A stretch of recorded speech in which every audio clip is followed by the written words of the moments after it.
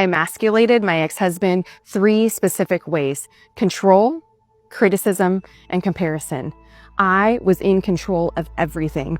I controlled how the dishes went in. If he loaded the dishwasher and it wasn't good enough, the way he was going to lead our team, it wasn't good enough. The way he managed everything wasn't good enough. Nothing he did was ever good enough. And then I let him know out loud, like I criticized everything that he did and told him how it should have been done better. And perfection was the standard that I held for him. So nothing was ever good enough, because I was comparing me and him. And I had this self-righteous view of myself that I knew the way and my way was better.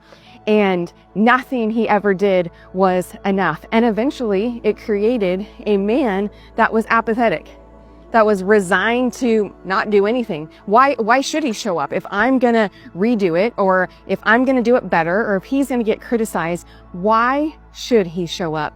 And then that caused further division in our relationship, because he would say that he was going to do something and then just not. And it created this big void in respect. And where I got it wrong in the respect category was I was waiting for him to show up as perfect in order for me to begin to respect him. I didn't ever respect his effort. I didn't ever respect the progress. I didn't respect anything. And that caused major challenges. I was the reason why those major challenges. I'm not perfect, right? I wanted to believe so before.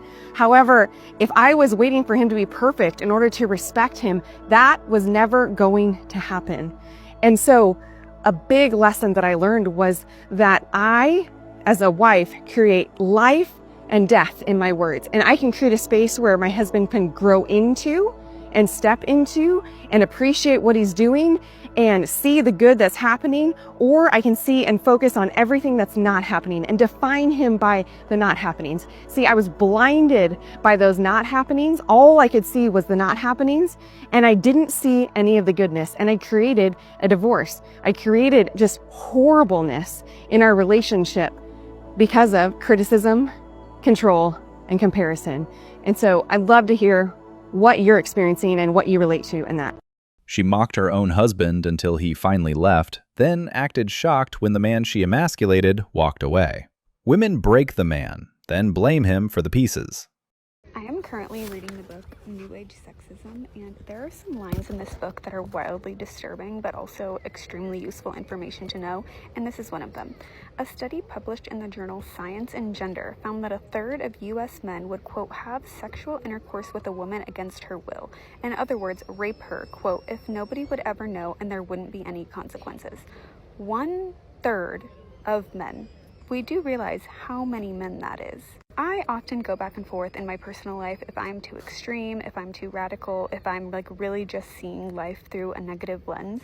And then I read statistics like this and I think to myself, never trust a man with anything in your life.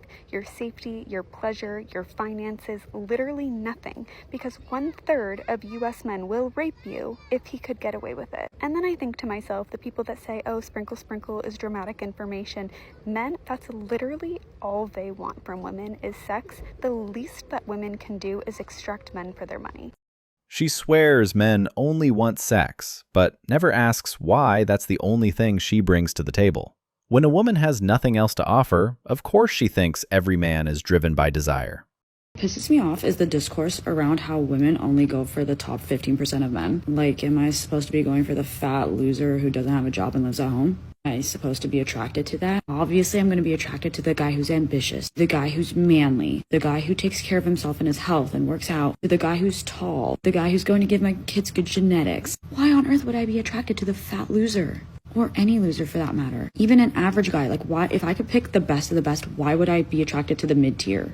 Like, hello. Especially if I'm a top quality girl. What happened to earning your place in this world? You're gonna be a loser in this life and then expect people to want you? Like, that's just common sense that that's not going to happen. Like, if I was fat and ugly, I would not be surprised that men are not going for me and instead they want the girls who are fit and beautiful. Like, I didn't earn to be on their level. I didn't earn to be wanted like that. So maybe instead of complaining that women only want the top 15%, work on becoming top 15% or somewhere near that number. Instead of sitting at home being a loser, trying to be a little victim. She wants the top 15% of men, but gets angry when those men don't want her back.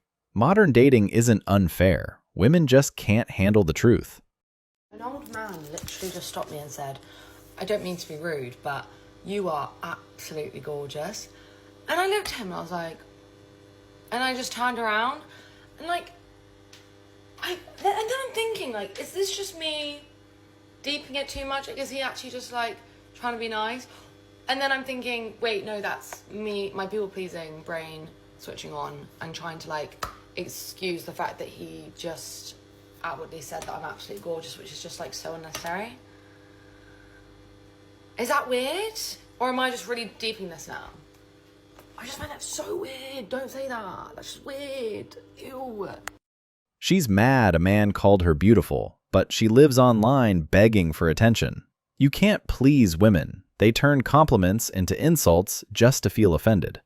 Even if I was in love with someone, right, and we dated for so long and they ended up proposing to me, we're engaged, we're about to get married and live happily ever after, if they decide for their bachelor party to go to a strip club or to have strippers or to go to Vegas or whatever the case may be, I will immediately break up. It's the fact of you're willing to put yourself in a situation and be in an environment where bad things can go wrong right before a wedding. And you feel like that's needed. And any guy who's like, well, this is my last hurrah before getting married, then why would you want to get married? If you feel like you have to get that last hurrah and you have to get that last strip club in and you have to, you're not ready for marriage. And I would never, ever, ever want to marry someone who would even think of doing that. And it's not even like being secure. Like, I think it's kind of weird when girls are like, well, I don't care. Like, you should. You literally should. Because that is cheating. That is so weird. This is why I say, like, I low-key want to do a joint bachelor and bachelorette party because A, I think that's so much more fun. And B, everyone gets what they want and there's no weird shit going on.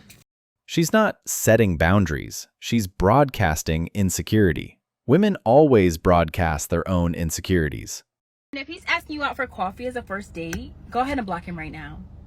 Quickly. Men only ask women out for coffee for the first date if one, they're cheap, and two, he's not actually sure he's interested in you. Don't you want a man that's sure he's interested in you? I've heard from the horse's mouth themselves. Men have told me they only take women on coffee dates if they're not sure they want to pursue the girl. So at the end of the date, if he changes his mind, if he gets the ick, he says, well, at least I only spent $20 on coffee. I know that you know you're worth more than $20 for coffee, whether he's sure or not. So get rid of him, babe. Your husband would never. A woman who calls a coffee date insulting is really just upset that a man won't bankroll her delusions. Modern women want a luxury experience for the price of a hello. One of the guys that I went on a date with recently, I asked him what his love languages were. And he's like, what are the love languages again? So I'm reading it off and I was like, acts of service, words of affirmation. He goes, oh, absolutely, words of affirmation. Oh, you're screwed. You're going to have to fine tune that one. I was like, wait, let me clarify. Like, is that how you like to give love or is that how you like to receive it? He goes, both. That's crazy because I hate compliments. I've realized that over the years that I don't want to, put myself in a box for love languages anymore. We deserve all of them. I don't want some of them though. Like, I don't need words of affirmation. I was like, you don't need to affirm me. And physical touch, I mean, I don't need you holding my hand every day. I want people to think we're brothers and sisters when we're walking down the street. Like, don't act like you don't even know me. Yeah. Stay a few steps behind. No. A few steps behind. That's boss babe things. I know. Love that. I was like, you follow me. Yeah. She ended a date because she didn't like his love language explanation. Women aren't looking for love. They're looking for an excuse to stay impossible to satisfy. At some point, every girl is going to experience her first good guy, and he's not to be confused with your soulmate because he's usually not your soulmate. That's the gag. But his role in your life is still important because after him, your dating life changes significantly. This is the guy that comes in to give you a glimpse of what it's like to be cared for, to be desired, and to feel like you were never asking for too much. Enough to change your perspective on dating, but not enough to be your soulmate. When I experienced my first good guy, I knew that he was definitely better than the guys that I had previously dated, but I also knew that the relationship wasn't going to be sustainable long term because there were certain differences that inevitably sent us our separate ways. The role of the good guy is to simply teach you two things. Number one, good men do exist. They are out there and you were never asking for too much. The things that you feel like only exist in a movie or in books, it's real. and it's out there. And number two, just because something feels good enough doesn't mean it's exactly what you're looking for, and you do not need to settle. When you experience your first good guy, it's gonna feel good, but it's not gonna be as quite fulfilling as it will be with your soulmate. And that's the distinction between the two. The good guy is like the appetizer, and the soulmate is like the full course meal. And the ironic part is that when you meet your soulmate, he's gonna make the good guy look like a decent man, because the things that you thought that you would never find in another man that you had in the good guy, your soulmate is going to not only meet those expectations, but exceed them. The good guy was never supposed to be your end game. Women ruin good men by assuming kindness is a trap. Then they cry later that all men are the same. Thanks for watching, brothers. Remember, stay focused, stay free, and keep walking your own path. If you found value in this video, drop a like, share your thoughts below, and don't forget to subscribe for more content on self-mastery and independence. Until next time, walk tall, stay true.